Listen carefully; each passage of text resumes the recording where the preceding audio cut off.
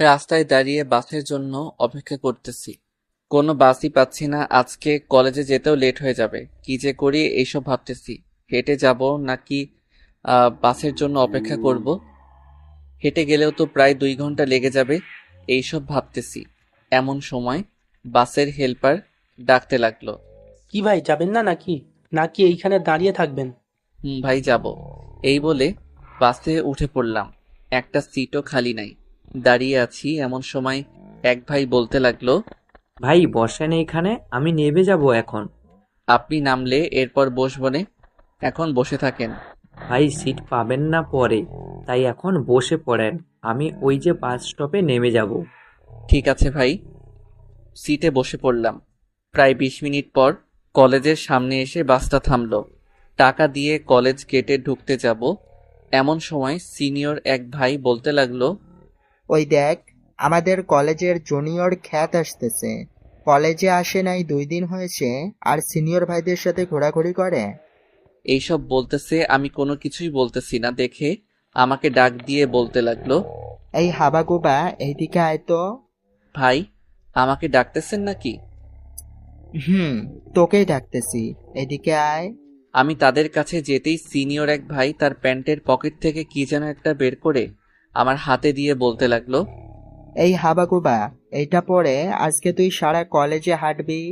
তা না হলে তোর এমন বেহাল করব, তোর সাথে যারা চলাফেরা করে তারাও ভয় পাবে তোকে দেখে। কিন্তু ভাই আমি এটা পরে যদি সারা ক্যাম্পাস হাঁটি তাহলে তো ভাই আমার মান সম্মান কিছুই থাকবে না। আর এই সব তো মেয়েরা পড়ে, আমি পড়তে পারবো না। কি বললি তুই? পড়তে পারবি না, তাই না? এখন দেখ কিভাবে পড়াতে হয়, আমি শিখিয়ে দিতেছি। এই মারুফ, কামাল, এই শালাকে ধর তো। ভাই ধরেছি, কি করবেন করেন। সিনিয়র ভাই আমাকে মেয়েদের ছোট ছোট কাপড়গুলো পরিয়ে দিল। আমি এক জায়গায় ঠাই দাঁড়িয়ে আছি দেখে বলতে লাগলো, কিরে, যাইতেছিস না কেন? এখনো দাঁড়িয়ে আছিস এইখানে? নাকি তোকে ধরে ধরে হাঁটাতে হবে? কোনটা করব বল? ভাই আপনারা অন্য যে কোনো কাজ দিবেন আমি করে দিব, তবে আমি এইগুলো পরে ক্যাম্পাসে হাঁটতে পারবো না। প্লিজ ভাই, আমি আপনার পায়ে পড়তেছি। এই বলে ছেলেটার পায়ে ধরে মাটিতে হাঁটু গেড়ে বসে আছে। ছেলেটা আমাকে উঠিয়ে বলতে লাগলো, ঠিক আছে, এটা না হয় বাদ দিলাম। ওই যে সামনে 3 তলায় একটা মেয়ে দাঁড়িয়ে আছে, সাদা রঙের ড্রেস পরা। তোর ওই মেয়েটাকে জড়িয়ে ধরতে হবে। যদি ধরতে পারিস তাহলে আমি তোকে ছেড়ে দিব, আর না পারলে বুঝতেই পারছিস আমরা কি করতে পারি। ভাই বুঝতে পারছি। এই বলে আস্তে আস্তে হাঁটতে হাঁটতে চলে আসলাম 3 তলায়, ওই মেয়েটার সামনে। মেয়েটা তাদের বান্ধবীদের সাথে বসে আছে। আমিও চলে আসলাম তাদের কাছে। আমাকে দেখে বলতে লাগলো, কি রে, তুই তো ছেলে মানুষ, তাহলে এখানে আসলে কি করে? তোর নামে কি প্রিন্সিপাল স্যারের কাছে বিচার দিতে হবে নাকি? হ্যাঁ, সেটা বলতো। বিচার দিতে হবে না আপু, আসলে আমি র্যাগিং এর শিকার হয়েছি। ওই যে গাছতলায় কয়েকটা ছেলে বসে আছে, ওনারা প্রথমে আমাকে মেয়েদের ছোট ছোট ড্রেস দিয়েছে পরার জন্য। তোর কি একটু লাজ লজ্জা নেই? এতগুলা মেয়ের সাথে এইসব কথা বলতেছিস? তোকে তো আজকেই মেরে ফেলবো। এই বলে মেয়েটা যেই ধাক্কা দিয়ে আমাকে ফেলে দিতে যাবে এমন সময় তার বান্ধবী বলে উঠল, আরে নীলা, তুই এসব কি করতেছিস? ছেলেটাকে মেরে ফেলবি নাকি? ছেলেটা র্যাগিং এর শিকার হয়েছে, এর জন্যই তো তোকে বলেছে। তা না হলে কি আর তোকে বলতো নাকি? আচ্ছা, তোর নাম কি? আমার নাম মেঘ, এবার ইন্টার ফার্স্ট ইয়ারে পড়ি। আচ্ছা আপু, আমি এখন গেলাম, আবার পরে দেখা হবে। এই বলে যেই চলে আসতে যাব এমন সময় পিছন থেকে ডাক দিয়ে বলতে লাগলো, শোন, আমার কথা কান দিয়ে, আর কোনো দিন যদি তোকে আমার সামনে পড়তে দেখি, তাহলে ওই দিনটাই তোর মরে যাবার লাস্ট দিন। এটা মাথায় রাখিস সবসময়। যা এখন। আমি চলে আসলাম আমার ক্লাসরুমে। একেবারে পিছনের বেঞ্চে মাথা নিচু করে বসে আছি। এমন সময় ক্লাসে কয়েকটা মেয়ে ঢুকলো আর বলতে লাগলো, এই, জানিস আমাদের ক্লাসের ওই হাবাগোবা ছেলেটাকে আজ উচিত শিক্ষা দিয়েছি। নীলা যে ধাক্কা দিয়ে নিচে ফেলে দেয় নাই, এটাই অনেক। দেখ নিঝুম, তুই কিন্তু তোর বোনের মতো হয়েছিস। এতটা খারাপ তুই আগে জানলে তোর সাথে কখনোই বন্ধুত্ব করতাম না। শান্তা, মুখ সামলে কথা বল, তা না হলে তোর খবর আছে। ওরা যেই ঝগড়া লাগাতে যাবে এমন সময় আমাকে ক্লাসে দেখে ঝগড়া থামিয়ে আমার কাছে এসে বলতে লাগলো, আরে চান্দু, দেখি ক্লাসেই বসে আছে। কিরে, আজকের মজাটা কেমন লাগলো? তাও আবার সিনিয়র আপুর হাতে চড় খাইলি। আমি কিছু বলছি না দেখে নিঝুম রাগে আমার মাথার চুল টানতে টানতে বলতে লাগলো, এই কুত্তার বাচ্চা, তোরা তো বড় সাহস, তুই আমাকে ইগনোর করিস, যেখানে সব ছেলেরা আমার সাথে কথা বলতে পাগল, আর সেইখানে তুই কি না আমার সাথে কথা বলতে চাইতেছিস না? দেখুন আপু, প্লিজ আপনারা আমাকে বিরক্ত করবেন না, আমি একা থাকতে চাই, প্লিজ আপনারা আমার সাথে কথা বলতে আসবেন না আর আমার পিছু লাগবে না। ঠিক আছে, তোর যখন এটাই ইচ্ছে তাহলে পিছু লাগবো না, শুধু তোকে আড়াল থেকে অপমান করে যাব। খুশি তো? এই বলে আস্তে আস্তে ওরা বাহিরে চলে গেল। মাথাটা তুলতেই দেখি আলম স্যার দাঁড়িয়ে আছে আমার সামনে। ওয়ালাইকুম আসসালাম স্যার। ওয়ালাইকুম সালাম। মেঘ, তুমি এতটা চেঞ্জ হবে আমরা কখনোই ভাবতে পারি নাই। তুমি প্লিজ আগের রূপে ফিরে আসো। আর তুমি কলেজে ভর্তি হয়েছে কেন? তোমার তো ডিগ্রি পাস করেছো। স্যার, আমার এই রুমটাই ভালো লাগে, তাই এই রুমেই পড়ে থাকি, তবে আমার ব্যাপারে যাতে কেউ না জানে সেই দিকটা একটু খেয়াল রাখবেন। সেটা নিয়ে তোমাকে চিন্তা করতে হবে না, আমি দেখতেছি কি করা যায়। এই বলে আলম স্যার চলে গেল। আমিও চলে আসলাম বাহিরে। কোনো কিছুই ভালো লাগছে না। ক্যান্টিনে বসে আছি, এমন সময় চতুর্থ বর্ষের ছেলেরা আমার দিকে আসতেছে। আমি চুপচাপ বসে আছি। আমার কাছে এসে বলতে লাগলো, কি রে মেঘ, তোর কি হয়েছে? এইভাবে চুপচাপ বসে আছিস কেন? কেউ তোকে কিছু বলেছে নাকি? আমাকে বল, কোন ছেলেটা তোকে কি বলেছে? ভাই, কেউ কিছু বলে নাই, আমার ভালো লাগছে না, এর জন্য বসে আছি এইভাবে। আপনি চলে যান এখান থেকে, আর আমার কাছে আসবেন না আপনারা। আপনাদের জন্য আমি অপমানিত হই বারবার। তোকে কে কি বলেছে আমাকে একবার বল, তারপর দেখ আমি ওর অবস্থা কি করি। কোন কুত্তার বাচ্চার এত বড় সাহস তোরে অপমান করে? এই বলে আকাশ ভাই তার কোমর থেকে পিস্তলটা বের করে যেই ক্যাম্পাসের দিকে যেতে যাবে, আকাশ ভাইয়ের হাতটা ধরে ফেললাম আর বলতে লাগলাম, আকাশ ভাই, এটা ক্যাম্পাস, এটা যুদ্ধের ময়দান না যে যে যা বলবেন তাই করবেন। মাথা ঠান্ডা রাখেন, আর আপনি আমার কাছে আইসেন না, খুশি হব আমি। ঠিক আছে, আসবো না, আগে কুত্তার বাচ্চাদের মেরে নেই, এরপর দেখবি কি হয় শুধু। এই তোরা চল, আর রবিনকে ডেকে নিয়ে আয় তো। এই শালাকে জিজ্ঞেস করি, কারণ এই শালা তো নতুন কাউকে পেলেই র্যাগিং করে। আকাশ ভাই, কিছু ঝামেলা করার দরকার নেই ভাই, আপনি প্লিজ কোনো ঝামেলা করবেন না কারোর সাথে, আমাকে কথা দেন। ঠিক আছে, করবো না, আগে বল তোকে র্যাগিং করেছে কে, আর তাকে দেখিয়ে দে একবার, এক নজর দেখবো তাকেই। ওই যে গাছতলায় বসে আছে সেই ছেলেটাই আমাকে র্যাগিং করেছে, এবং নতুন যারাই আসে না কেন তাদের র্যাগিং করে। এটা বলতে না বলতেই দেখি আকাশ ভাই এখানে নেই। বাহিরে তাকিয়ে দেখি ছেলেটাকে এক লাথি দিয়ে বেঞ্চ থেকে ফেলে দিয়েছে। আমি দৌড়ে গিয়ে আকাশ ভাইকে ফিরানোর চেষ্টা করতেছি, কিন্তু আকাশ ভাই কোনো কথাই শুনছেন না। আকাশ ভাই, ছেড়ে দেন বলতেছি তাকে। তোকে আমি দেখে নিব রে।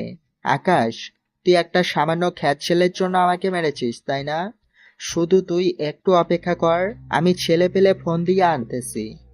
তোর কোন বাপকে আনবি আন, প্রধানমন্ত্রীকে চাইলেও ফোন দিয়ে আন, আমাদের কোনো সমস্যা নেই। দেখি তোর ছেলে পেলে আমাদের কি করে। কিছুক্ষণের মধ্যে 500 ছেলে পেলে চলে আসলো। আমি মাথা নিচু করে দাঁড়িয়ে আছি, কিছু বলতেছি না কাউকে। এমন সময় একটা ছেলে বলতে লাগলো, এই শাওন, কোন ছেলেটা তোকে মেরেছে শুধুমাত্র একবার দেখিয়ে দে, আমরা শালাকে সাইজ করে আসতেছি। ওই যে দাঁড়িয়ে আছে একজন ছেলে, সেই। শাওনের কথা শুনে মাথা তুলতেই সামনে থাকা যে লোকগুলো ছিল সাথে সাথে মাটিতে বসে পড়লো আর বলতে লাগলো, ভাই, আপনি এখানে কি করে আসলেন? কি ব্যাপার, তোমরা সবাই ওনাকে ভাই বলে ডাকতেছো কেন? উনি তোমাদের পরিচিত নাকি? আর ও তো আমাদের থেকে অনেক ছোট। এই চুপ কুত্তার বাচ্চা, তুই যাকে মারার জন্য আমাদের এনেছিস ওনার পরিচয় জানলে এইখানে আত্মহত্যা করে মারা যাবি তোরা। কি বলতেছো এইসব? আমি তোমাদের কথার আগামাতা কিছুই বুঝতেছি না। এই তোরা এখান থেকে চলে যা, আর কখনোই যেন তোদের না দেখি আমার চোখের সামনে। আমি এইসব কাজ ছেড়ে দিয়েছি। তোরা কেন আমার পিছনে লেগে আছিস বলতো? ভাই, আপনি না থাকলে আমাদের গ্যাং চলবে কি করে? প্লিজ ভাই, আপনি আবারও ফিরে আসেন। আবারও আগের মতো আমরা সবাই মিলে কাজ করি মিলেমিশে। এই তোদের বলেছি না চলে যাইতে, যাইতেছিস না কেন এখনো? যাইতেছি ভাই। শোন, তোদের বলে রাখি, আজকের পর যদি তোরা মেঘকে বিরক্ত করিস তাহলে তোদের কপালে দুঃখ আছে রে। এই বলে রাখলাম। মেঘ, চলো একটা জায়গায় ঘুরতে যাব। আমরা চলে আসলাম একটা নদীর পাড়ে। আকাশ ভাইয়ের পাশে বসে আছি। এমন সময় পিছন থেকে কে যেন ডাকতে লাগলো। পিছনে ফিরেই দেখি একটা বোরকা পরা মেয়ে ডাকতেছে। এই যে ভাইয়া, একটু শুনবেন? আমাকে বলতেছেন নাকি আপু? আপনাকেই বলতেছি, একটু শুনে যাবেন। আকাশ ভাইয়ের কাছ থেকে চলে আসলাম মেয়েটার কাছে। জি আপু বলেন, কি বলবেন?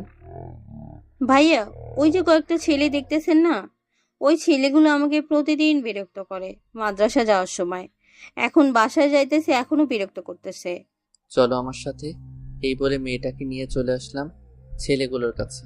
কি ভাই, তোমাদের পছন্দ নাকি মেয়েটাকে? ভাই, পছন্দ তো হয়েছে, তবে আপনি এইসব জিজ্ঞেস করতেছেন কেন? আপনি ওর বড় ভাই নাকি? ধরে নিতে পারিস এটাই। এই বলে কোমর থেকে পিস্তলটা বের করে 3টা ছেলের মাথায় গুলি করে দিলাম। এটা দেখি মেয়েটা ভয় পেয়ে বলতে লাগলো, ভাইয়া, ওদের মতো কি আমাকেও মেরে ফেলবেন নাকি? না আপু, তোমাকে মারবো না। ওদের মতো কিছু নরপিশাচ আছে, রাস্তাঘাটে মেয়ে পেলে বিরক্ত করা শুরু করে, এর জন্য ওদের মেরে ফেলেছি। আর এইখানে যা ঘটেছে তুমি ভুলে যাও, আর এসব কাউকে বলার দরকার নেই। ঠিক আছে ভাইয়া। মেয়েটা চলে যেতেই ফোনটা বের করে নয়নকে ফোন দিলাম। হ্যালো নয়ন, কোথায় আছিস রে তুই? এই তো ভাই, থানায় আছি। আমাকে কোনো প্রয়োজন নাকি? তুই একটু আমাদের চিরচেনা নদীর পাড় আছে ওইখান থেকে 3টা লাশ নিয়ে চলে যাস। আমি ওইখানেই আছি, নদীর পাড়ে। ঠিক আছে ভাই। ফোনটা কেটে চলে আসলাম আকাশ ভাইয়ের কাছে। আকাশ ভাই, আজ থেকে আমি আবারও আগের রূপে ফিরে যেতে চাই, আপনি সবাইকে জানিয়ে দেন। মেঘ, মাথাটা শান্ত করো। তোমাকে আর মাফিয়া জগতে প্রবেশ করতে হবে না। তোমার ছেলে পেলে আছে, তাদের দিয়েই কাজ করানো যাবে। না ভাই, আমাকে মাফিয়া জগতে প্রবেশ করতেই হবে। কলেজের পরিস্থিতি তো দেখলাম, আগের রূপে আমাকে না আসলে কলেজ এমনভাবেই পড়ে থাকবে, আর র্যাগিংয়ের শিকার হতে হবে আরও মানুষকে। আমি চাই না আর কেউ র্যাগিংয়ের শিকার হোক। মেঘ, মাথা ঠান্ডা রাখ, দেখবি সব কিছু ঠিক হয়ে যাবে। চল এখন বাসায় চলে যাই, এইখানে আর ভালো লাগছে না। আমি আর আকাশ ভাই চলে আসলাম বাসায়। কলিং বেল দিতেই কাজের বুয়া এসে দরজা খুলে দিল। আমি আমার রুমে এসে কাঁধে থাকা ব্যাগটা ছুঁড়ে মারলাম আয়নার দিকে। আয়নাতে লাগতেই ঠাস করে আয়নাটা ভেঙে গেল। স্যার, আপনি প্রতিদিন একটা না একটা জিনিস নষ্ট করেন কেন? প্লিজ স্যার, আর এমন করিয়েন না। আপনার আব্বু আম্মুকে ফিরিয়ে আনেন। দেখুন রহিমা খালা, আমাকে একা থাকতে দেন।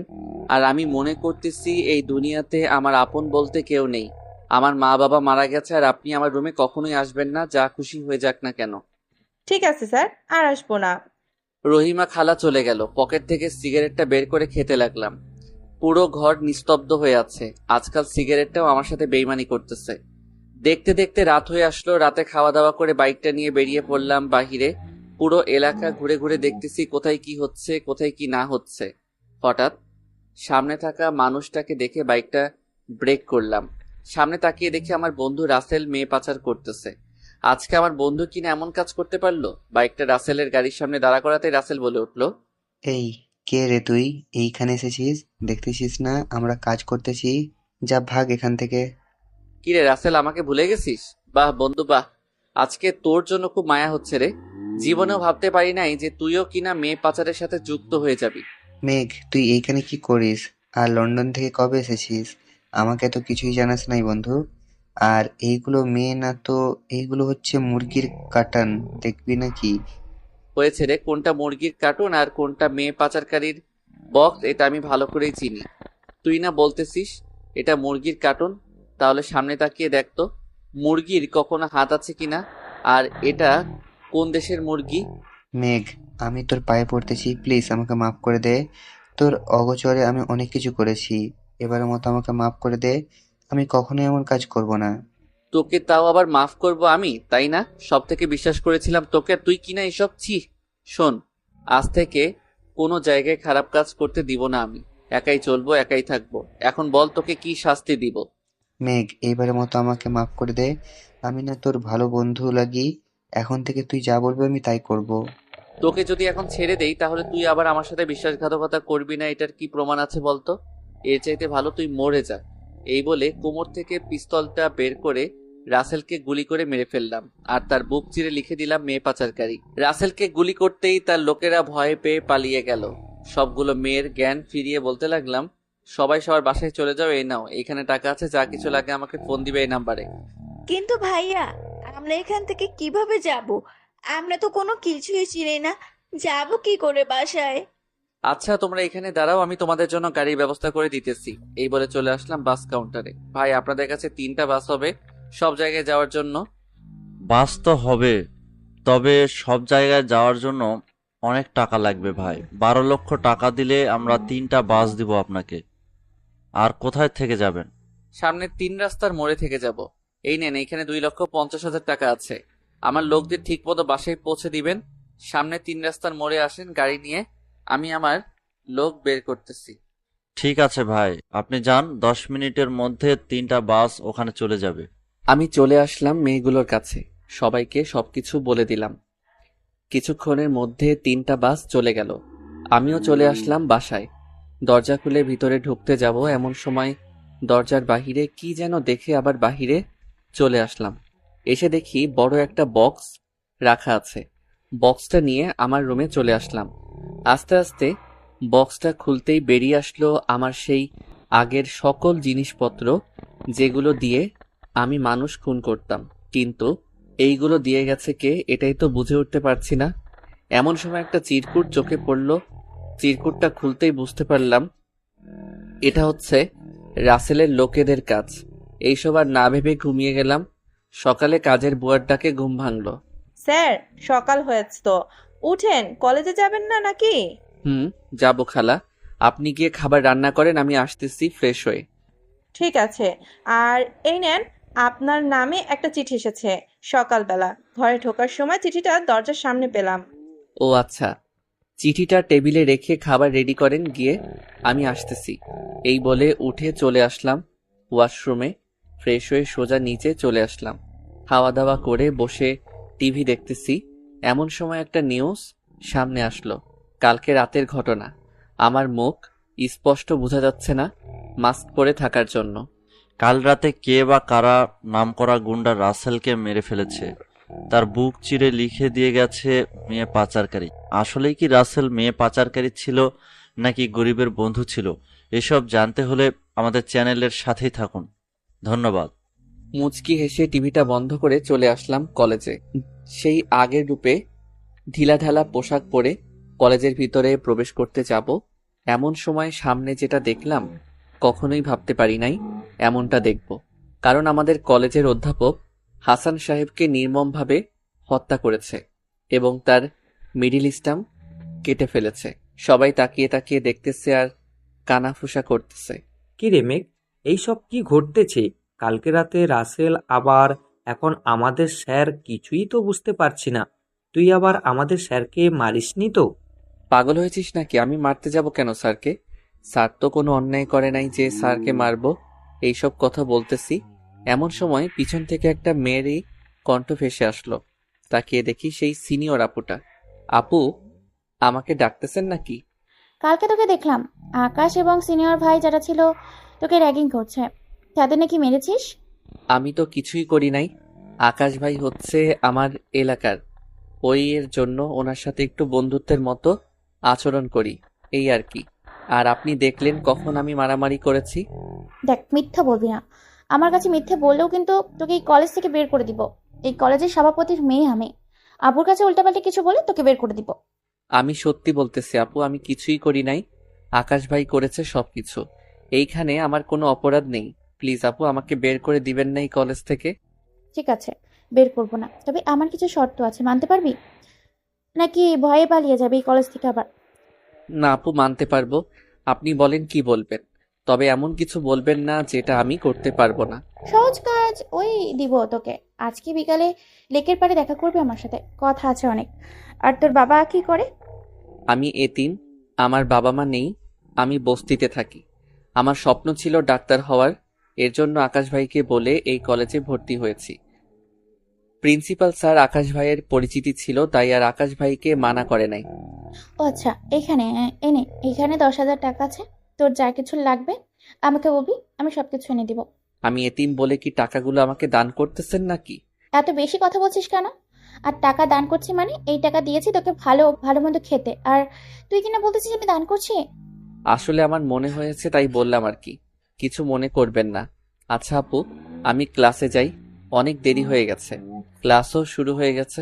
ঠিক আছে যা, আর সিনিয়র ভাইদের কাছ থেকে দূরে দূরে থাকবে। আমি যখনই ডাক দিব তখনই চলে আসবে, আর না আসলে তো বুঝতে পারছিস কি করতে পারি আমি। আপু বুঝতে পারছি। এই বলে চলে আসলাম। ক্লাসে এসে দেখি কয়েকটা ছেলে মেয়ে বসে আমার নামে কি যেন বলতেছে। আমাকে দেখে একটা মেয়ে আমার কাছে এসে বলতে লাগলো, এই ছেলে, নীলা আপুর সাথে তোর কিসের সম্পর্ক? সত্যি করে বলতো। নীলা আপু তো কখনোই কাউকে টাকা দেয় নাই, এমনকি তার বান্ধবীদেরও কিছু খাওয়ায় না, আর তোকে এতগুলা টাকা দিয়ে দিল, ভাবতেই পারছি না। এটা আমি কি করে বলবো নীলা আপু আমাকে এতগুলো টাকা দিয়েছে কেন? আপনি নীলা আপুকে জিজ্ঞেস করেন গিয়ে। এই বলে চলে আসলাম আমার টেবিলে। পাশে তাকিয়ে দেখি একটা ছেলে বসে আছে মাথা নিচু করে। আমার হাতটা বাড়িয়ে দিলাম তার কাছে। হেই ইয়াং ম্যান, আমি মেঘ। ছেলেটা আমার দিকে তাকাতেই তো অবাক, কিরে তুই এইখানে? ভাই, আপনাকে আমার খুব দরকার। এখন আপনি প্লিজ আমার সাথে চলেন। ওইদিকে আমাদের দেশের অবস্থা খুব খারাপ। ওই দেখ তোরা দুই ক্ষেত একসাথে বসেছে। বাহ, তোদের খুব সুন্দর মানেছে রে। এই, তোরা এই দুইটা ছবি তুলে সোশ্যাল মিডিয়ায় ছেড়ে দে, আর ক্যাপশনে লিখে দিবি যে আমাদের ক্লাসের খ্যাত। মেয়েটার কথা শুনে এবার মাথাটা গরম হয়ে গেল। বেঞ্চ থেকে উঠে মেয়েটার কাছে গিয়ে ঠাস ঠাস করে 2টা চড় মেরে দিলাম। আমার এমন কাণ্ড দেখে ক্লাসের সবাই অবাক। এই কুত্তার বাচ্চা, তুই আমার গালে চড় মেরেছিস, এর শাস্তি তো তোকে পেতেই হবে। তুই শুধু এইখানে দাঁড়া, আমি এক্ষুনি আব্বুকে ফোন দিতেছি।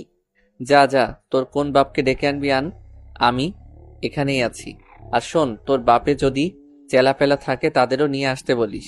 তুই শুধু এখানে 10 মিনিট বস, তোর কি হাল হয় দেখিস। এই বলে মেয়েটা বেরিয়ে গেল। তন্ময়, চল বাহিরে গিয়ে বসি, দেখি ওর কোন বাপকে নিয়ে আসে।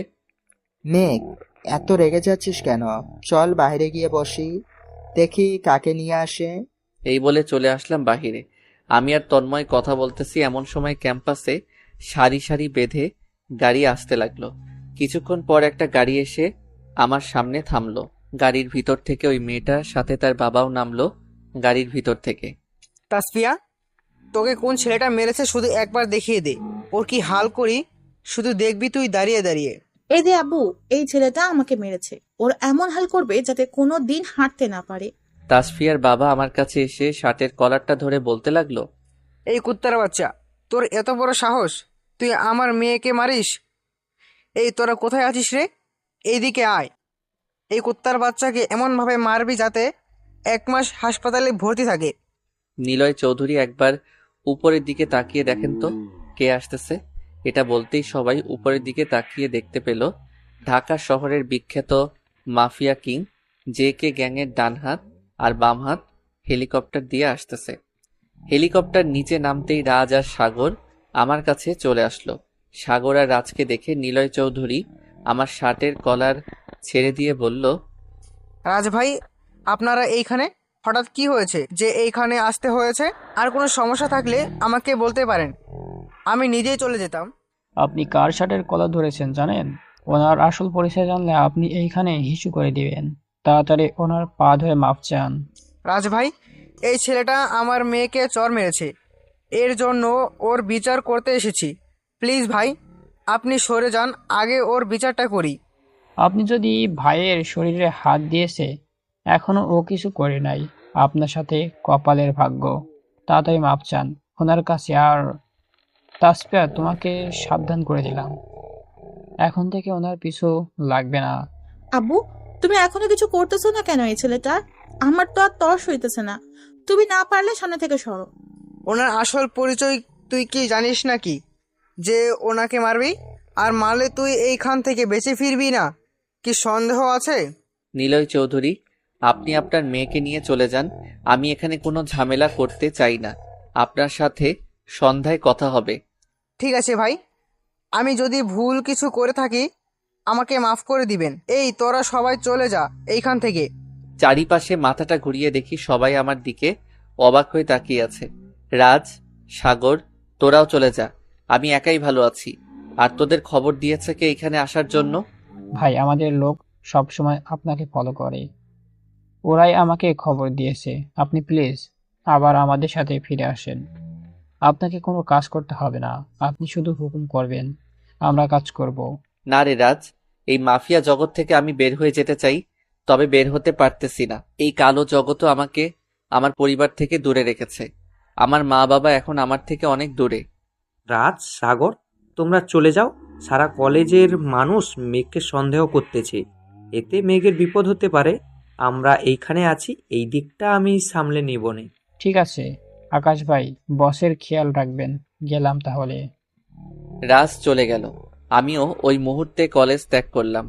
কলেজে থাকলে নানান মানুষের নানান কথা শুনতে হলো। হাঁটতে হাঁটতে বাসায় চলে আসলাম। কলিং বেল দিতেই কাজের বুয়া এসে দরজা খুলে দিল।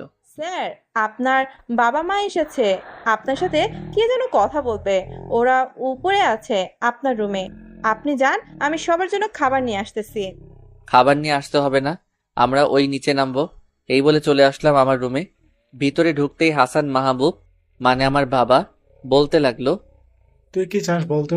আমাদের মান সম্মান ধুলোয় মিশিয়ে দিয়েছিস, আরো কিছু করতে চাস নাকি? দেখেন হাসান সাহেব, আমি আপনাকে চিনি না, আপনি আমাকে চিনেন না, ব্যাস, আর কোনো কথা নেই এখানে। আর আপনাকে কে কি বলেছে শুনি? যে যাই বলুক, আমি তাকে পাত্তা দিই না। তবে তাকে একটা কথা বলে রাখতেছি, তুই প্লিজ এইসব বাজে কাজ ছেড়ে দে। তুই যেইভাবে চলাচল করতে চাইবি করতে পারিস, আমরা কিছুই বলবো না। ওইদিকে তাকিয়ে দেখেন তো চিনতে পারেন কিনা মেয়েটাকে। এটা তো আপনারই মেয়ে ছিল, তাই না? তাকে যে নিঃসঙ্গভাবে হত্যা করেছে সেটার কি রায় পেয়েছেন আপনি? আর আশা করি সকালে খবর পেয়েছেন রাসেল মারা গেছে, তাকে আমি মেরেছি। এই দেখেন সে কি কাজ করত। দেখ বাবা, তোর বোন মারা গেছে, আমরা আর চাই না তোকে হারাতে। প্লিজ বাবা, তুই এইসব ছেড়ে দে, যা হওয়ার হয়ে গেছে। তুই আমার অফিস দেখাশোনা কর। সত্যি হাসান মাহবুব, আমি পারবো না। যতদিন আমার বোনের মৃত্যুর প্রতিশোধ আমি না নিতে পারতেছি ততদিন আমি এইসব কাজ করেই যাব। তাহলে শুনে রাখ, তোর বোনকে মেরেছে কে? তোর বোনকে মেরেছে আমার বন্ধু জাফর ইকবাল। ওই দিন আমি অফিসের কাজ শেষ করতে পারি নাই, তাই জাফরকে বলেছিলাম যে পিঙ্কিকে বাসায় দিয়ে আসতে, কিন্তু সে তোর বোনকে। এই বলে আব্বু কান্না করে দিল। আব্বু কান্না করো না, জাফরকে আমি নিজ হাতে হত্যা করব, দেখে নিও। আমি জাফরকে খুঁজে বের করব, যেখানেই থাকুক না কেন ওইখান থেকে টেনে হেঁচড়ে বের করে আনবো।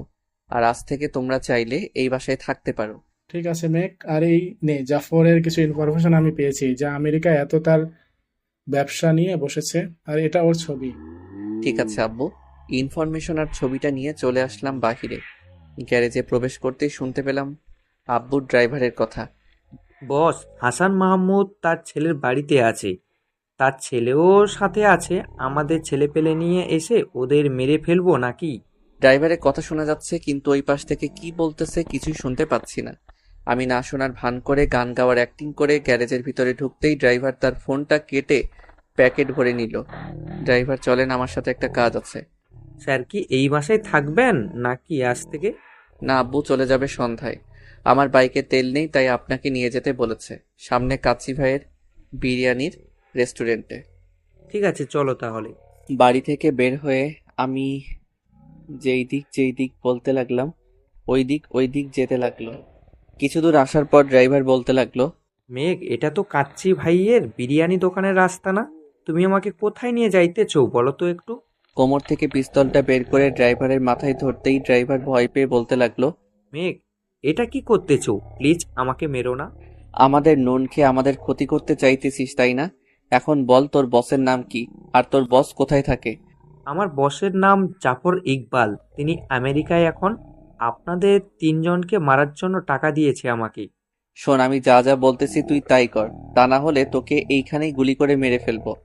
এখন বল আমি যা বলবো তা শুনবি কিনা? মেঘ, শুনবো, সব কথা শুনবো। বলো কি করতে হবে আমাকে।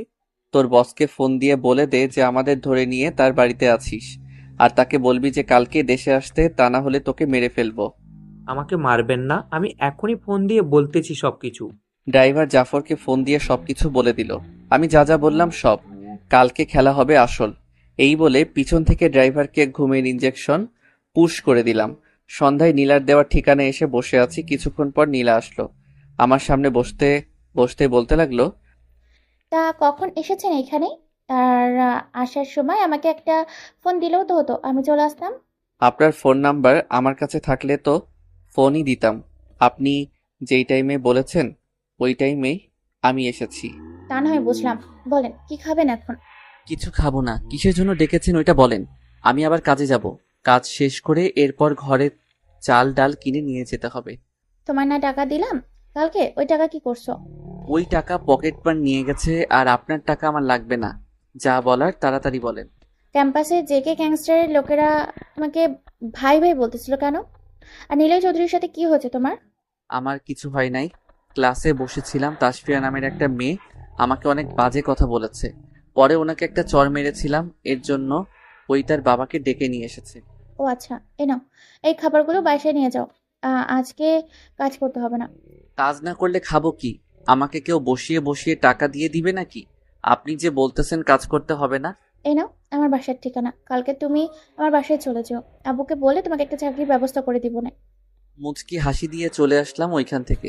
আমার মুচকি হাসির বানেটা হয়তো বোঝে নাই নীলা, এর জন্য পিছন থেকে অনেকবার ডাকা সত্ত্বেও পিছনে ফিরে তাকাই নাই। খাবারগুলো নিয়ে বাসায় চলে আসলাম। কলিং বেল দিতেই আম্মু এসে দরজা খুলে দিল। কি রে মেয়ে, বাইরে থেকে খাবার আনতে গেলি কেন?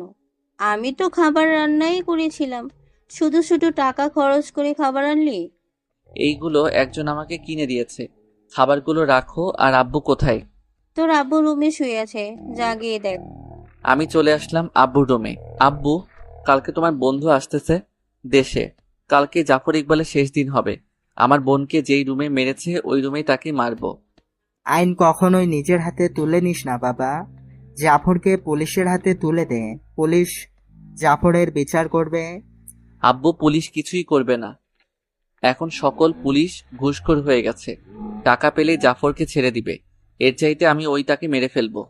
কিন্তু জাফরের সাথে তো লোক থাকবে, তুই একা কি করে পারবি তাদের সাথে বলতো? ওইটা তোমাকে চিন্তা করতে হবে না, আমি সকল ব্যবস্থা করেই রেখেছি। এই বলে চলে আসলাম আমার রুমে। ফ্রেশ হয়ে ফোন দিলাম রাজকে। হ্যালো রাজ, কোথায় আছিস রে তোরা?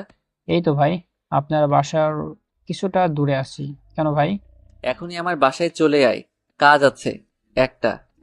কালকে জাফর আসতেছে, তুই বাসায় আয়, এরপর সবকিছু প্ল্যান করব। ঠিক আছে ভাই, আমি এক্ষুনি আসতেছি। কিছুক্ষণ পর রাজ আসতেই তার সাথে প্ল্যান করতে লাগলাম কিভাবে কি করতে হবে। দেখতে দেখতে সকাল হয়ে আসলো। খাওয়া দাওয়া করে চলে আসলাম জাফরের বাসায়। আব্বু, এইখানে বসো, আমি খোঁজ নিয়ে আসতেছি। জাফর কোথায় আছে? খুঁজে নিতে হবে না ভাই, জাফর চলে এসেছে। আপনি বসেন এইখানে, আমি আপনাদের হালকাভাবে বেঁধে দিই যাতে বুঝতে পারে জাফর আপনাদের হাত বাঁধা আছে। ঠিক আছে, বেঁধে দে। রাজ হাত বেঁধে চলে গেল নিচে। কিছুক্ষণ পর জাফর আসলো, আমাদের দিকে তাকিয়ে অট্টহাসি আসতে লাগলো। কিরে হাসান, আজকে দেখি তোরা আমার হাতে মরার জন্য আগে থেকেই প্রস্তুত হয়ে আছিস। আর মেঘ, তুই না একজন মাফিয়া কিং, তাহলে তুই এইভাবে বসে আছিস কেন? মার আমাকে। আরে বেটা, মাত্র ওই তো এসেছিস, চেয়ারে বস, তোর সাথে হিসাব নিকাশ করি, এরপর না হয় কে কাকে মারে দেখিস। তাই নাকি? আচ্ছা শোন, আমি বলি, তোর বোনকে আমি নিজের হাতে মেরেছি। ওই দিন তোর বাবা কিছুই করতে পারে নাই, কারণ তোর বাবা অজ্ঞান ছিল। পরেরটুকু আমি বলি, আমার বোনকে মারার পর তুই তাকে 10 টুকরো করে 10 জায়গায় ফেলে দিয়ে এই দেশ থেকে পালিয়ে গেছিস, তাই না? আর সত্যি কথাটা হচ্ছে, তোকে এই দেশে এনেছি তোকে মারার জন্য। তোর ড্রাইভার আমার হাতে জিম্মি আছে। এই বলে জাফরের বুক বরাবর দিলাম এক লাথি। জাফর 2 হাত পিছনে গিয়ে পড়ল।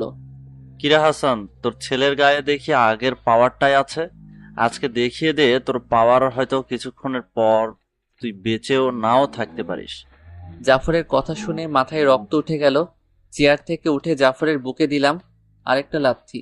লাথিটা এত জোরেই লেগেছে তাই জাফরের মুখ দিয়ে রক্ত বেরোচ্ছে। কিরে, তুই না আমাকে মারবি?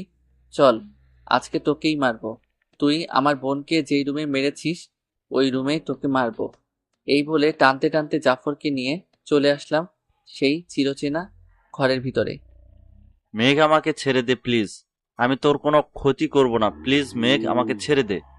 ছেড়ে দিতে পারি একটা শর্তে, যদি মানতে পারিস তাহলে তোকে এখনই ছেড়ে দিব। পারবি তো শর্তটা মানতে? কি শর্ত বল, আমি মানব। আমার বোনকে ফিরিয়ে এনে দে, তাহলে আমি তোকে ছেড়ে দিব। এই বলে রান্দাটা নিয়ে দিলাম জাফরের এক হাতে কোপ। সাথে সাথে নিথর দেহ থেকে হাতটা আলাদা হয়ে গেল। প্লিজ, আমি তোর পায়ে পড়তেছি, প্লিজ ছেড়ে দে আমাকে, প্লিজ ছেড়ে দে। হাসান বন্ধু, প্লিজ তোর ছেলেকে মানা কর আমাকে না মারার জন্য। মেঘ তোর বোনকে যত টুকরো করেছে এর চাইতে 2 গুণ বেশি টুকরো করবে, এই বলে দিলাম। চল রোকেয়া, আমরা নিচে যাই। চলো। জাফর শুধু চিৎকার করতেছে আর এই দিক ওই দিক ছুটতেছে, কিন্তু কিছুই হচ্ছে না। ল্যাপটপটা নিয়ে জাফরের অ্যাকাউন্ট থেকে সকল টাকা আমার অ্যাকাউন্টে ট্রান্সফার করে নিলাম। কিরে জাফর, এবার বল, তোর কি কাটবো, মুন্ডু নাকি পা? প্লিজ মেঘ, আমাকে আর মারিস না, আমি হয়তো এখনই মরে যাব। প্লিজ মেঘ, প্লিজ।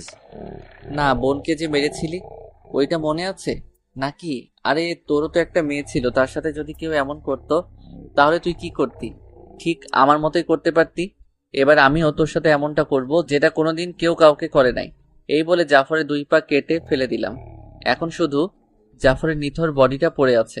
আস্তে আস্তে জাফরের পুরো বডিটাকে 20 টুকরো করে ব্যাগের ভিতরে ভরে রেখে চলে আসলাম নিচে। এই নেন ভাই, পোশাকগুলো পাল্টে ফেলেন, অনেক রক্ত লেগে আছে পোশাকে। আর পুলিশ এসেছিল, টাকা দিয়ে দিয়েছি। ভালো করেছিস। আর শোন, কাল থেকে আবারও মাঠে নামবো আমি। কাল সকাল সকাল আমার বাসার ছাদের উপরে হেলিকপ্টার নিয়ে চলে আসবি, কলেজে যাব। ঠিক আছে ভাই, আমাদেরকে ঠিক 8টায় আপনার বাসায় পাবেন। আর এই শালাকে কোথায় নিয়ে ফেলে আসবো? কোথায় আবার ফেলে আসবি? রাত হলে রাজারবাগ পুলিশ লাইনের পাশে সবগুলো অঙ্ক রশ্মি দিয়ে টাঙিয়ে আসবি, আর লিখে দিবি যে ধর্ষণ করার প্রতিশোধ। ঠিক আছে ভাই, চলেন এখন আপনাদের দিয়ে আসি বাসায়।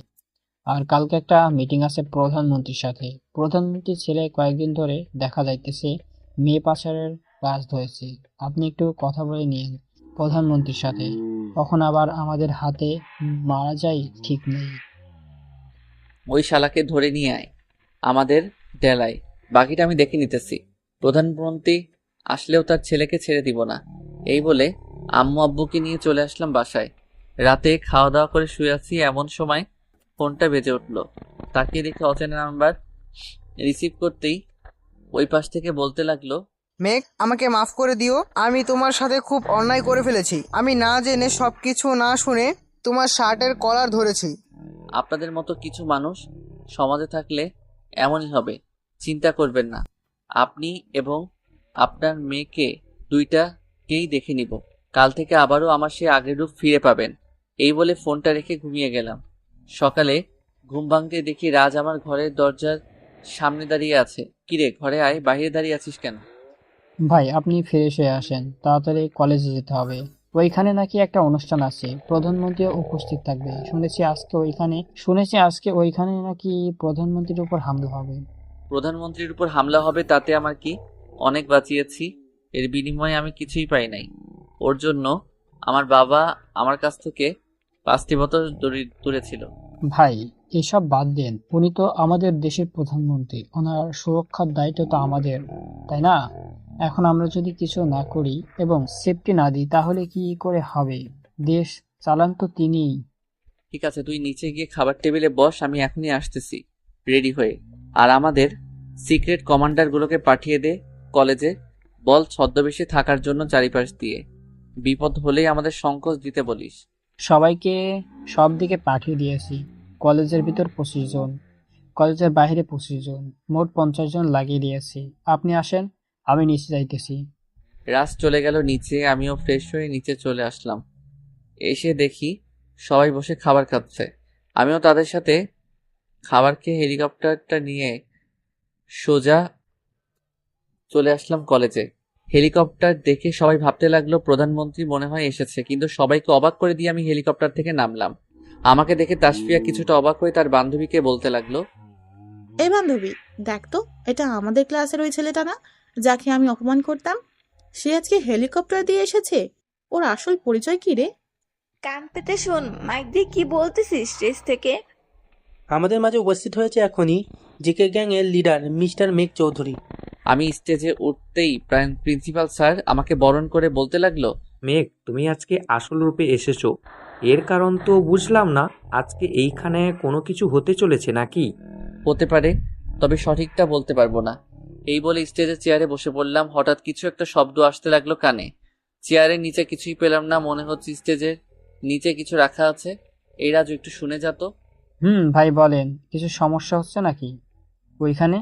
স্টেজের নিচে কিছু একটা আছে, দেখতো কি আছে এমন। আর ঘড়ির কাঁটার মতো শব্দ করতেছে। ভাই আমি দেখতেছি, আপনি বসে থাকেন এইখানে।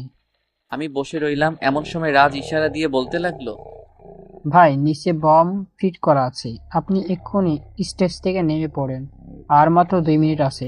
প্রিন্সিপাল স্যারের হাত থেকে মাইকটা নিয়ে বলতে লাগলাম সবাইকে উদ্দেশ্য করে, সবাই কলেজ থেকে বেরিয়ে যান, আর মাত্র 2 মিনিটে রয়েছে স্টেজের নিচে বোম ফিট করা আছে। আমার কথা শুনতেই সবাই দৌড়াদৌড়ি করে কলেজ থেকে বেরোতে লাগলো। 2 মিনিট পর ঠাস ঠাস করে বোমটা ফাটতে স্টেজে যা ছিল সব উড়ে ছিটকে পড়তে লাগলো। ভাই আপনি বুঝলেন কি করে যে এটা স্টেজের নিচে বোম রাখা আছে? চেয়ারে বসতেই ঘড়ির কাঁটার মতো টিং টিং শব্দ হচ্ছিল, পড়তেই বুঝতে পেরেছি যে বোম রাখা আছে। রাজের সাথে কথা বলতেছি, এমন সময় কারোর সাথে ধাক্কা লেগে নিচে পড়ে গেলাম। পিছনে ফিরতেই দেখি আফ্রিকার মাফিয়া কিং দৌড়ে পালিয়ে যাইতেছে। রাজ, ওই শালাকে ধর তাড়াতাড়ি। এটা বলতেই রাজ দৌড়ে গিয়ে আফ্রিকার মাফিয়া কিংকে পিছন দিক থেকে লাথি মারে নিচে ফেলে দিল। ভাই আমাকে ছেড়ে দেন প্লিজ, ভাই আমাকে ছেড়ে দেন। কুত্তার বাচ্চা, আমাকে মারার প্ল্যান করেছিলি তাই না? এখন তোকে বাঁচাবে কে? এই বলে কোমর থেকে পিস্তলটা বের করে সবার সামনে আফ্রিকার মাফিয়া কিংকে গুলি করে মেরে ফেললাম। ভাই আপনার এইখানে থাকা এখন সেফ না, আপনি চলেন, আমরা সাথে আপনাকে বাসায় দিয়ে আসি। আর তোরা এই দিকটা খেয়াল রাখিস, আমি তাড়াতাড়ি চলে আসবো। ঠিক আছে রাজ ভাই, আপনি যান, আমরা এই দিকটা সামলে নিতেছি। সাগর ভাই আপনি একটু শুনে যান, আপনার সাথে কথা আছে আমাদের। রাজ, তুই যা, ভাইকে বাসায় দিয়ে আয়, আমি এই দিকটা সামলে নিতেছি। আমার বাসায় যাওয়ার প্রয়োজন নেই, আগে তোরা দেখ কোনো এক লোক মারা গেছে কিনা, আর কলেজের সবাই সেফ আছে তো নাকি। ভাই আপনি গাড়িতে গিয়ে বসেন, আমি সব দেখতেছি, আপনার কোনো চিন্তা করতে হবে না। সাগর তুই ভাইকে গাড়িতে নিয়ে যা, আর গাড়ি লক করে রাখ যাতে ভাই গাড়ি থেকে বের না হতে পারে। দেখ রাজ, আমি যখন একবার বলেছি আমার কোনো কিছু লাগবে না, ব্যাস, আর কোনো কথা শুনতে চাই না। তুই শুধু গিয়ে দেখ ভিতরে কারো কোনো ক্ষতি হয়েছে কিনা। এটা বলতেই হঠাৎ একটা গুলি এসে আমার ডান হাতে লাগলো। সামনে তাকিয়ে দেখি আমার ওই লোক ছাদের উপর দাঁড়িয়ে আমাকে গুলি করার চেষ্টা করতেছে, কিন্তু পারছে না। সাগর তুই ভাইকে এক্ষুনি হাসপাতালে নিয়ে যা, এর হাত থেকে রক্ত বের হচ্ছে, আমি ওই শালাকে দেখতেছি। এই বলে রাস্তার কোমর থেকে পিস্তলটা বের করে লোকটার বুক বরাবর গুলি করতেই লোকটা ছাদ থেকে পড়ে গেল। কিছুক্ষণের মধ্যে কলেজে মাঠ পুরো খালি। আমাদের গুলাগুলির শব্দ শুনে কেউ সামনে আসতেছে না। আমি আর সাগর চলে আসলাম হাসপাতালে। হাতে ব্যান্ডেজ করে বাহিরে আসতে দেখি নীলা দাঁড়িয়ে আছে, আমাকে দেখে বলতে লাগলো, আপনার কিছুই হয় নাই তো? আর আপনি ওদের সাথে কাজ করেন নাকি? হ্যাঁ, প্লিজ আপনি সরে যান, ভাই অসুস্থ আছে, এখন কারোর সাথে কথা বলতে পারবে না, আপনারা পরে দেখা করবেন ভাইয়ের সাথে। এই বলে সাগর আমাকে নিয়ে চলে আসলো বাসায়। সোফায় বসে বসে দেখতে লাগলাম আজকে কলেজের ঘটনা। দেখতেই লাইভ ভিডিও করতেছে, এখনো বিডি চলতেছে। হঠাৎ পিছন থেকে রাজের মাথায় দিল জোরে বাড়ি। লোকটাকে দেখা যাচ্ছে না, কিন্তু তার হাতে একটা ড্রাগনের লোগো আঁকা, এটা স্পষ্ট দেখা যাচ্ছে। আমি আর দেরি না করে চলে আসলাম কলেজে। এসে দেখি রাজ একপাশে পড়ে আছে। রাজের কাছে যেতেই দেখতে পাই তার পুরো শরীর রক্তে ভরে গেছে। তাড়াতাড়ি করে হাসপাতালে চলে আসলাম।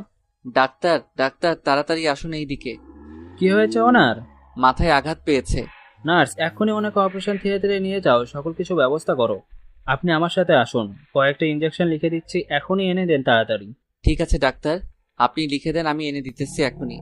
ডাক্তার ইঞ্জেকশনগুলো লিখে দিতে লাগলো। নিচ থেকে সবগুলো ইঞ্জেকশন কিনে ডাক্তারকে দিয়ে দিলাম। এমন সময় সাগর আসলো হাসপাতালে। ভাই, আপনি বাসা থেকে বের হয়েছেন কেন? আপনার এমনিতেই বিপদ, আপনি তাও বের হয়েছেন। চলেন, আপনাকে বাসায় দিয়ে আসি।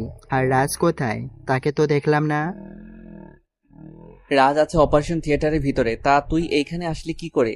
আমি যে এখানে এসেছি এটা তো কেউ জানে না, তুই জানলি কি করে?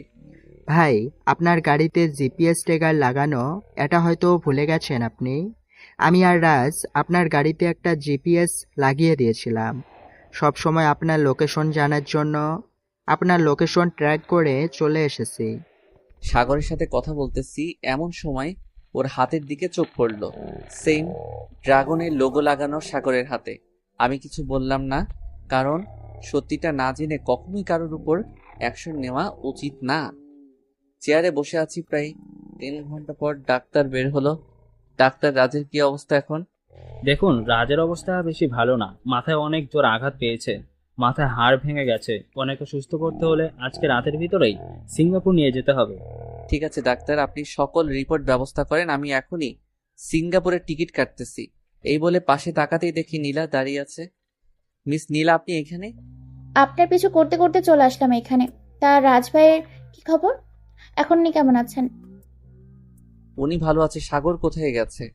সাগরকে দেখেছেন নাকি? উনি তো বাইরের দিকে গেছে দেখলাম, আর কার সাথে যেন কথা বলতেছে, কিছু শুনতে পাইনি। ও আচ্ছা, আপনি এইখানে বসেন বসেন, আর ভিতরে কাউকে ঢুকতে দিবেন না। এখন রাজের খুব বিপদ, আমি 2 মিনিটের মধ্যে আসতেছি। এই বলে চলে আসলাম ডাক্তারের কেবিনে। ফোনটা বের করে ফোন দিলাম আব্বুকে। হ্যালো আব্বু। মেঘ, বল কি হয়েছে? আব্বু, তুমি আজকে 4টা সিঙ্গাপুরের টিকিট কেটে ফেলো। আজকে রাতেই আমরা সিঙ্গাপুর যাব। হঠাৎ সিঙ্গাপুর কেন যাবি, আর কি হয়েছে আমাকে বল। তুমি আগে টিকিট কাটো, এরপর রাতে সবকিছু বলবো। আর টিকিটটা যেন সন্ধ্যা 7টায় হয়। আমাদের পার্সোনাল বিমান লাগবে, যত টাকা লাগে আমি দিব। তুমি এখনই কথা বলো। ঠিক আছে, আমি কথা বলতেছি, এখনই ফোনটা রাখ। ফোনটা রেখে আমার গুপ্তচরকে ফোন দিলাম। হ্যালো রাতুল, তোমাকে একটা কাজ দিতেছি। জি বস, বলেন আমি কি করতে পারি আপনার জন্য? তোমার ব্যাপারে তো রাজ বা সাগর কেউ কিছু জানে না। তুমি সাগরের সকল ইনফরমেশন আমাকে দিবে। প্রতিদিন সে কি করে না করে, কোথায় যায়, সকল কিছু আমাকে জানাবে। তোমার পরিচয় যাতে সাগর কোনোভাবেই না জানতে পারে। ভাই, আপনি সাগরে আমাদের পুরনো একটা রিসোর্ট আছে না, ওইখানে পাঠিয়ে দেন। তিনি বললেন 303 নম্বর কেবিন থেকে একটা বক্স নিয়ে যেতে। ওই বক্সে কিছু থাকবে না, স্যারকে অজ্ঞান করে তার বুকের ভিতরে একটা চিপ ঢুকিয়ে দিব, যাতে ওর সকল ইনফরমেশন জানতে পারি। ঠিক আছে, আমি এখনই সাগরকে পাঠিয়ে দিতেছি। তুমি সকল কিছু ব্যবস্থা করো, আর কাজ হয়ে গেলে আমাকে জানিয়ে দিবে। আর এমন একটা অজ্ঞান করার ওষুধ দিবে যাতে 10 মিনিট পর ওর জ্ঞান ফিরে আসে, যাতে কোনো সন্দেহ না হয়। ঠিক আছে ভাই, এটা নিয়ে আপনাকে চিন্তা করতে হবে না, আপনি নিশ্চিন্তে চলে যান, আমি দেখে নিব সাগরকে। ফোনটা কেটে চলে আসলাম রাজের কেবিনে। এসে দেখি নীলা কান্না করতেছে। আমাকে দেখে চোখের পানি মুছে ফেললো। কি হলো মিস নীলা, আপনি কান্না করতেছেন কেন? একটু খুলে বলবেন? কই কান্না করতেছি, চোখে যেন কি পড়েছে, এই জন্যই হয়তো চোখ দিয়ে পানি বের হয়েছে। মিথ্যা কথা বলবেন না, আপনি সত্যি কথা বলেন। আমি সব সময় সত্যিটা জানতে চাই। রাজ হচ্ছে আহ আমার আপন ছোট ভাই। ওর কিছু হয়ে গেলে আমি মা বাবাকে কি জবাব দিব? কি? রাজ আপনার ছোট ভাই হলো কবে থেকে? তার তো কোনো পরিবার নেই। রাজ আমাকে এটাই বলেছে। আমি হচ্ছে সিক্রেট গোয়েন্দা অফিসার। সাথে রাজ ও আমার একটা গুপ্ত মিশনে নেমেছি, যেটা 5 বছর ধরে চলছে। আপনাকে খুঁজে বের করতে আমাদের অনেক কষ্ট করতে হয়েছে। হঠাৎ নীলা কথা বলা থামিয়ে দিয়ে আমাকে ইশারা দিয়ে বলতে লাগলো, সাগর এসেছে। আমিও কিছু বললাম না। সাগর ভিতরে ঢুকতেই বলতে লাগলো, ভাই, আমাকে ডেকেছেন নাকি? ডেকেছিলাম। আমার একটা পুরনো রিসোর্ট আছে, ওইখানে গিয়ে 303 নাম্বার রুমে একটা বক্স আছে। ওই বক্সটা নিয়ে আমার ডেরায় রেখে দিবি, আর কেউ যাতে বক্সটা না খুলে ওই দিকে খেয়াল রাখিস। ঠিক আছে ভাই। আর আপনি কি রাজকে নিয়ে সিঙ্গাপুরে যাবেন? আজকেই যাব। তোর যেতে হবে না, তুই এই দিকটা খেয়াল রাখবি, ঠিক আছে? আর কলেজটাও দেখাশোনা করবি। প্রিন্সিপাল স্যারকে বলে দে যে 15 দিনের জন্য কলেজ বন্ধ করে দিতে। ঠিক আছে ভাই, আমি কালকেই বলে দেব কলেজে গিয়ে। এখন যাই তাহলে। আপনারা ঠিক মতো যাইয়েন, আর গিয়ে ফোন দিবেন আমাকে। ঠিক আছে, ফোন দিবনে। এই বলে চলে আসলাম বাসায়। কলিং বেল দিতেই আম্মু এসে দরজা খুলে দিল। আম্মু, আব্বু কি টিকিট কাটছে বিমানের? টিকিট তো কাটছে, তবে এত তাড়াতাড়ি কেন? আর সিঙ্গাপুর গিয়ে কি করবি, এটা তো বলবি আমাদের নাকি? রাজকে এর অবস্থা বেশি ভালো না। উন্নত চিকিৎসা না করালে হয়তো সে মারা যাবে। এর জন্য সিঙ্গাপুর নিয়ে যাইতেছি। আর তোমরা সবকিছু রেডি করে নাও, তোমরাও যাবে। আমাদের যেতে হবে কেন? আমরা এইখানেই ভালো আছি, আর সাগর তো আছে, সে আমাদের খেয়াল রাখবে ভালোভাবে। তুই চলে যা সবাইকে নিয়ে। আম্মু, তুমি সাগরের কথা বলতেছো তাই না? সাগর ওই রাজের এমন অবস্থা করেছে, তবে এখন কোনো কিছু বলতে পারছি না। রাজ সুস্থ হলে এরপর বলতে পারবো কে মেরেছে রাজকে। ঠিক আছে, তাহলে আমরাও রেডি হয়ে যাই। তোর আব্বু রুমেই আছে, কিছুক্ষণ আগেই অনলাইনে 5টা টিকিট কেটেছে সবার জন্য। ভালো করেছে। তাহলে বলো, রেডি হয়ে যাইতে আমি যাওয়ার সময় তোমাদেরও সাথে করে নিয়ে যাব। তোমরা রেডি হয়ে নাও, আমি ফ্রেশ হয়ে আসতেছি। ঠিক আছে, আয় তাহলে, আমরা রেডি হইতেছি।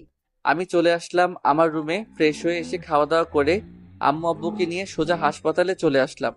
কয়েকজন নার্সকে দিয়ে চলে আসলাম নিচে। রাজকে গাড়িতে উঠিয়ে সবাই বসে পড়লাম। 20 মিনিটের মধ্যে চলে আসলাম বিমানবন্দরে। এসে দেখি আমাদের জন্য সকল কিছু ব্যবস্থা করে রেখেছে। আমরা প্লেনে উঠতেই প্লেন চলতে লাগলো। নীলা, তুমি তো ওইখানেই ছিলে, তুমি দেখো নাই রাজকে মেরেছে কে? আমি তো দেখেছি। আমার কথা কি আপনি বিশ্বাস করবেন নাকি জানি না। রাজ ভাইকে মেরেছে সাগর। তার মানে আমি যেটা ভেবেছিলাম ওইটাই হয়েছে। ঠিক আছে, তা না হয় ঠিক আছে, আপনি আবার কোথায় যাবেন? আমি দেখতেছি। আর শোনো, তোমাদের এইখানে রেখে যাব। রাজকে সুস্থ করে এরপর বাসায় নিয়ে আসবে, ঠিক আছে? আমি আবার বাংলাদেশে চলে আসব, কাজ আছে একটা। কথা বলতে বলতে সিঙ্গাপুর চলে আসলাম। এয়ারপোর্টের কাজ শেষ করে সিঙ্গাপুরে বড় হাসপাতালে রাজকে ভর্তি করিয়ে দিলাম। আব্বু, আমাদের তো এখানে চাচা থাকে, তোমরা না হয় চাচার বাসায় চলে যাও। আর চাচার কয়েকজন বডিগার্ড এইখানে না হয় পাঠিয়ে দিতে বইল। না, আমরা এইখানেই থাকবো। তোর চাচাকে ফোন দিয়ে বলে দিব, ওরা এসে দেখে যাবে আমাদের। আর সকল কিছু তো এইখানে আছেই, খাওয়া দাওয়াও কম নেই এইখানে। আচ্ছা, তাহলে তোমরা থাকো, আমি ডাক্তারের সাথে কথা বলে আসি। এই বলে চলে আসলাম ডাক্তারের কেবিনে। ডাক্তার রোগীকে তো দেখলেন, এখন ওর কি অবস্থা বলতে পারবেন? এইখানে সুস্থ হবে না কি? ওইখানে সুস্থ হবে, তবে হাসপাতালে বেশি দিন রাখা হবে না। ছোট্ট একটা অপারেশন করে দেব, ওনাকে বাসায় নিয়ে চলে যাবেন। 1 মাস বেড রেস্টে থাকলে সব ঠিক হয়ে যাবে। ঠিক আছে ডাক্তার, আর কবে অপারেশন করাবেন আমাকে বলে দিয়েন, আমি টাকা জমা করে দিয়ে যাব। আর না হয় একজনের কাছে দিয়ে যাব, সে জমা করে দিবে। ঠিক আছে, আমরা আপনাকে আজকে রাতেই জানিয়ে দেব। আর ওনার সাথে বেশি কথা বলবেন না, এখন কিছু একটা পরিবর্তন আসতেছে এবং পাওয়ারে ঔষধ দেওয়া হচ্ছে, তো এর জন্য বেশি কথা বললে এতে রিয়াকশন হতে পারে। আচ্ছা ডাক্তার, বেশি কথা বলবো না। আমি চলে আসলাম রাজের কেবিনে। এসে দেখি সবাই বসে আছে। রাজের কাছে যেতেই রাজ বলতে লাগলো, ভাই আমাকে কোথায় নিয়ে এসেছেন? আমার এইখানে ভালো লাগছে না, প্লিজ আমাকে বাসায় নিয়ে চলেন। এইখানে থাকতে হবে তোমাকে 1 মাস। তার আগে এটা বলো, আকাশ কি তোমার মাথায় বাড়ি দিয়েছিল নাকি অন্য কেউ দিয়েছিল? আকাশ দিয়েছিল, কিন্তু ও এমন করেছে কেন আমি বুঝতে পারলাম না। আমার আশেপাশে তো তেমন কেউ ছিল না যে ভাববো তাকে বাড়ি দিতে গিয়ে আমাকে বাড়ি মেরেছে। হয়েছে, আর বলতে হবে না। তুমি এখন চুপ করে ঘুমাও, তোমার এখন রেস্টের প্রয়োজন। এখন রেস্ট না করলে তোমার চলবে না। এই বলে বাহিরে চলে আসলাম। ফোনটা বের করে আমার গুপ্তচর রাতুলকে ফোন দিলাম। হ্যালো রাতুল, কাজ হয়েছে নাকি? জি বস, কাজ হয়েছে। এখন আপনি নিজেই শুনতে পারবেন সে কার সাথে কথা বলে এবং কোথায় যায়, সকল কিছু আপনি আপনার ফোন দিয়ে দেখতে পারবেন। ধন্যবাদ তোমাকে। আর তবুও তুমি ওর দিকে খেয়াল রাখবে। আমি আসতেছি 2 দিন পর, এসে ওর বিচার করব। এখন রাখছি তাহলে। ঠিক আছে ভাই। ফোনটা রেখে দিলাম। দেখতে দেখতে রাত হয়ে আসলো। খাওয়া দাওয়া করে বসে আছি, এমন সময় কেবিনে ডাক্তার প্রবেশ করলো। মেঘ, আপনার সাথে কিছু কথা আছে, আপনি আসেন আমার কেবিনে। ওকে ডাক্তার, আমি আসতেছি, আপনি যান। ডাক্তার চলে যেতেই কিছুক্ষণ পর আমিও চলে আসলাম ডাক্তারের কেবিনে। জি ডাক্তার, কি বলবেন বলেন এখন। ওনার অপারেশনটা আমরা ভোরবেলায় করতে চেয়েছি, যাতে দুপুরের পর আপনারা ওনাকে নিয়ে যেতে পারেন। যেটা আপনাদের কাছে ভালো হবে ওইটাই করেন। আমি তো আর জোর করতে পারবো না যে 2 দিন পর করেন অপারেশনটা। 2 দিন পর করলে আমাদের কাছে যে ভালো ডাক্তারটা আছে উনি চলে যাবে কালকে দুপুরের দিকে। এর জন্য আমরা ভোরবেলা অপারেশনটা করতে চাইতেছি। ঠিক আছে, করেন তাহলে। আর কোনো কিছু প্রয়োজন হলে আমার নাম্বার তো আছে আপনার কাছে, শুধু একটা ফোন দিয়ে বলবেন আমি চলে আসবো এইখানে। আমি রাজের কেবিনে চলে আসলাম। কেবিনটা ভিআইপি, সকল কিছুই আছে। বিছানায় শুয়ে শুয়ে ফোন টিপতেছি, কখন যে ঘুমিয়ে গেছি খেয়ালই নেই। ভোরবেলা ডাক্তারের ডাকে ঘুম ভাঙলো। উঠে রাজকে হালকা পাতলা নাস্তা করিয়ে দিলাম, কারণ অপারেশন কতক্ষণ হবে তার ঠিক নেই। দেখতে দেখতে 10টা বেজে গেল। অপারেশন শেষ হতেই ডাক্তার বেরিয়ে আসলো। ডাক্তার, রাজের কি অবস্থা এখন? আল্লাহর রহমতে এখন ভালো আছে। তোমরা চাইলে তাকে আজকে বিকেলেই নিয়ে যেতে পারবে, তবে 15 দিন পর একবার চেক আপ করাতে হবে, তখন আনতে হবে রাজকে। ঠিক আছে ডাক্তার। দেখতে দেখতে সন্ধ্যা হয়ে আসলো। রাজকে নিয়ে চলে আসলাম চাচার বাসায়। রাতে খাওয়া দাওয়া করে শুয়ে পড়লাম তাড়াতাড়ি, কারণ সকালে ফ্লাইট আছে। এইসব ভাবতে ভাবতে ঘুমিয়ে গেলাম। সকালে ঘুম ভাঙলো চাচার ডাকে। কি রে মেঘ, তুই নাকি আবার আজকে বাংলাদেশে চলে যাবি? চাচা, আজকেই চলে যাব, আবার 15 দিন পর আসবো। রাজকে চেক আপ করিয়ে নিয়ে যাইতে। ও আচ্ছা, তো ফ্রেশ হয়ে খাওয়া দাওয়া করে নে, আমি তোকে বিমানবন্দরে দিয়ে আসবো নে। আচ্ছা চাচা, আপনি যান, আমি ফ্রেশ হয়ে আসতেছি। চাচা চলে যেতেই আমি ওয়াশরুমে চলে আসলাম। ফ্রেশ হয়েছি তো খাওয়া দাওয়া করে সোজা এয়ারপোর্টে এসে পড়লাম। চাচা, আমি নিয়ে। ভালোভাবে যাস আর গিয়ে ফোন দিস কিন্তু। ঠিক আছে চাচা, ফোন দিব না। আপনি রাজের দিকে একটু খেয়াল রাখেন, তাকে বাসা থেকে বের হতে দিয়েন না। ওইটা নিয়ে তোকে চিন্তা করতে হবে না, ওইটা আমি দেখে নিব নে, তুই নিশ্চিন্তে যেতে পারিস এখন। আচ্ছা চাচা। এই বলে চলে আসলাম বিমানে। কিছুক্ষণের মধ্যেই বিমান ছেড়ে দিল। দীর্ঘ 5 ঘন্টা পর হজরত শাহজালাল বিমানবন্দরে প্লেন ল্যান্ড করলো। আমি নামতেই রাতুল এসে আমাকে নিয়ে চলে গেল তার বাসায়। কিরে, এইখানে আনলি কেন আমাকে? ভাই, সাগর এখন ঢাকা শহর রাজত্ব করতেছে, ওইখানে এখন আপনার যাওয়া সেফ হবে না। তার চাইতে আপনি যদি খানে থাকেন, আমি সাগরকে জিজ্ঞাসা খানে আনার ব্যবস্থা করতেছি। তোর এইসব নিয়ে মাথা ঘামানোর প্রয়োজন নেই। তুই শুধু দেখ কি খেলাটাই খেলি সাগরের সাথে। এই বলে ফোনটা বের করে ফোন দিলাম সাগরকে।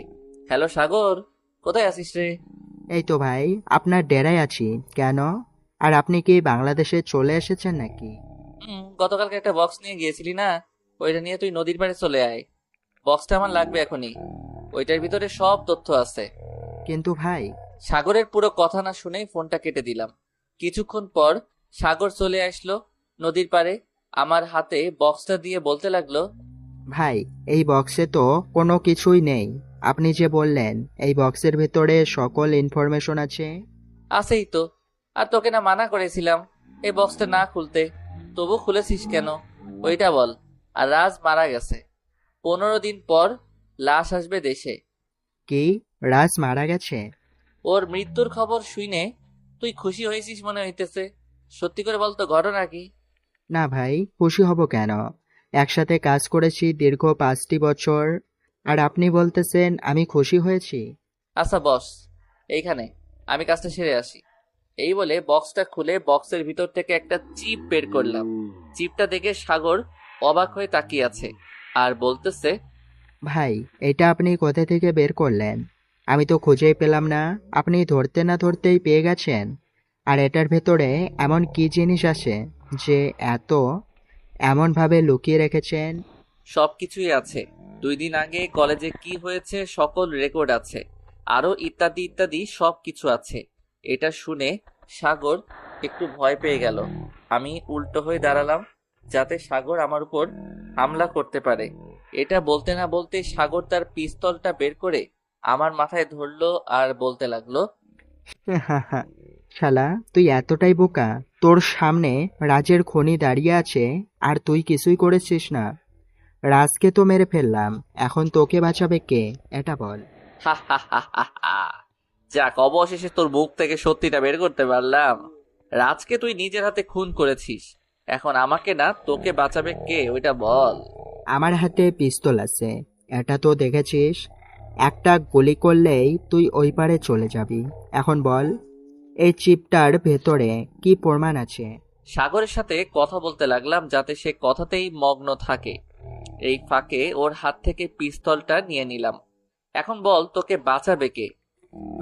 ভাই প্লিজ মারবেন না আমাকে, আপনার পায়ে পড়তেছি ভাই, প্লিজ মারবেন না।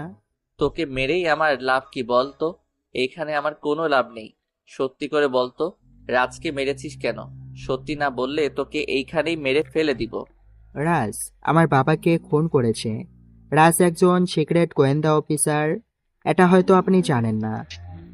আমার বাবা মদ গাঁজা এইসব সাপ্লাই করত। একদিন রাজকে দেখে ফেলে আর ওইখানে আমার বাবাকে মেরে ফেলে। আপনি নিজেই বলেন ছেলের সামনে তার বাবাকে মারলে কেমন লাগবে। এর জন্য আমিও রাজকে মেরে প্রতিশোধ নিয়েছি। রাজ সিক্রেট গোয়েন্দা অফিসার, এটা আমি আগে থেকেই জানি। রাজ তোর বাবাকে মেরেছে ঠিক আছে, এটা এখন তুই তাকে মেরে কি তোর বাবাকে ফেরত পেয়েছিস বলতো? সেটা পাই নাই, তবে আমার বাবার মৃত্যুর প্রতিশোধ তো আমি নিয়েছি। এখন আপনি আমাকে মেরে ফেলেন, আমার আর কোনো আফসোস নেই। তোকে তো এইভাবে মারবো না রে, তোকে অন্যভাবে মারবো যাতে তুই মরেও শান্তি পাস। এই বলে সাগরকে নিয়ে চলে আসলাম আমার ডেরায়। আমার গুপ্ত অন্ধকার ঘরে তাকে বন্ধ করে রেখে দিলাম, যাতে আর কখনোই না বের হতে পারে।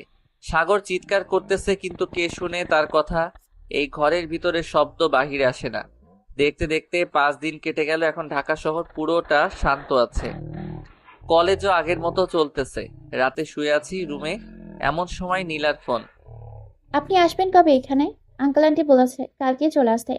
কি জানি কাজ আছে একটা। আচ্ছা, আমি কালকে বিকালের ফ্লাইটে চলে আসব। আর আপনি এখনো ঘুমান নাই কেন? ওইখানে তো অনেক রাত হয়েছে, ঘুমিয়ে থাকেন। আর রাজ কেমন আছে? রাজ ভালো আছে এখন। কালকে ডাক্তার বলেছে নিয়ে যাইতে, সবকিছু ঠিক থাকলে বাংলাদেশে নিয়ে যেতে পারবো রাজকে। ও আচ্ছা। নীলার সাথে কথা বলে ঘুমিয়ে গেলাম। সকালে কাজের বুয়ার ডাকে ঘুম ভাঙল। উঠে ফ্রেশ হয়ে নাস্তা করে চলে আসলাম ডেরায়। কিরে তোরা কেমন আছিস? এই তো ভাই আলহামদুলিল্লাহ ভালো আছি। আপনি কেমন আছেন? আমিও আলহামদুলিল্লাহ ভালো আছি। শোন, 20 জন এইখানে থেকে বাকিরা বাড়িতে চলে যা। 10 দিন পর তোরা আসলে বাকি 20 জন যাবে। ঠিক আছে ভাই, আপনাকে অসংখ্য ধন্যবাদ আমাদের ছুটি দেওয়ার জন্য। আর সাগর ভাইকে তো খাবার দেওয়া হয় নাই, খাবার দিয়ে দেন। খাবার দিয়ে দিব, তোরা চলে যা। আমি আমার কেবিনে এসে সাগরের জন্য যে খাবারগুলো এনেছিলাম ওইগুলো দিয়ে দিলাম সাগরকে। কিরে, এইখানে কেমন লাগে তোর? ভাই প্লিজ আমাকে এইখান থেকে বের করে নেন। আমি এই অন্ধকার জায়গায় থাকতে পারবো না। এক রাতেই আমার অবস্থা খারাপ হয়ে গেছে। জনশূন্য ঘর, এইখানে আমি আর থাকতে পারবো না। ঠিক আছে, তাহলে জেলখানায় রেখে আসি, খাবার খেয়ে নে, এরপর এরপর নিয়ে যাব। এই বলে চলে আসলাম বাহিরে।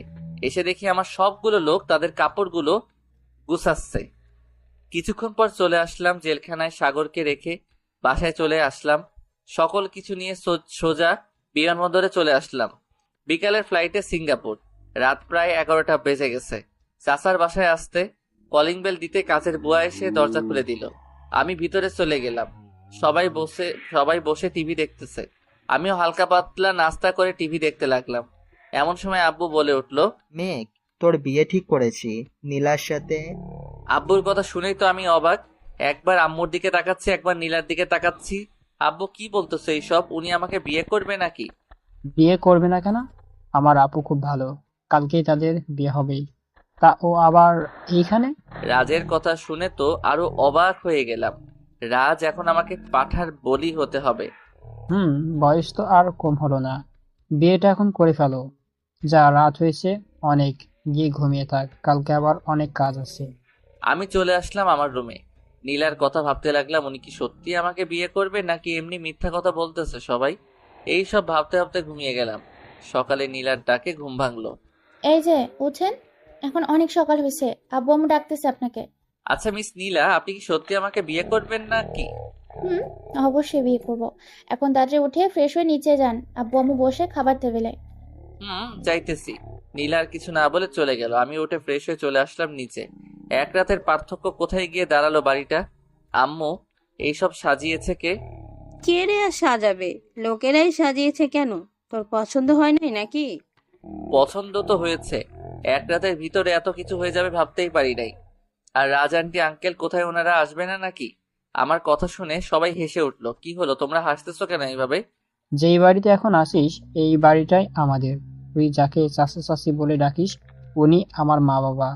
রাজের কথা শুনে তো পুরাই অবাক হয়ে গেলাম। এ কি বললো রাজ? সবাই হাসতেছে। খাওয়া দাওয়া করে বসে আছি, এমন সময় নীলা আসলো। আমি কি শাড়ি পরবো না নাকি এমনি এমনি বিয়ে করবেন? বিয়ে করবে, শাড়ি পরবে না? চলো তোমাকে মার্কেটে নিয়ে যাই।